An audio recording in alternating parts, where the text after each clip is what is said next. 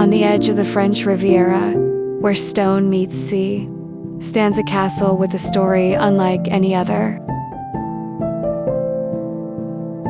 Château de la Napoule was built in the 14th century to defend this coast, but its most beautiful chapter began centuries later.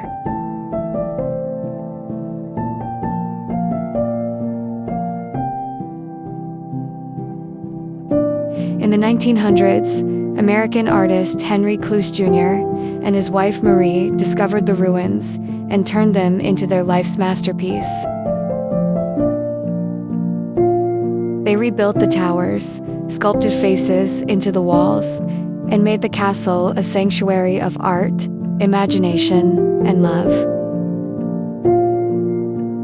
It wasn't just a restoration, it was a recreation of their vision, carved in stone.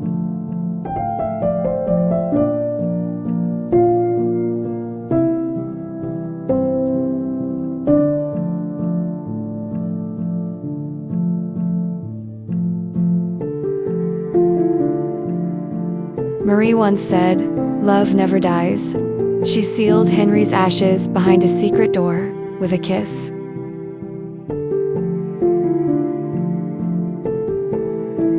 Today, the castle is open to visitors, part museum, part legend.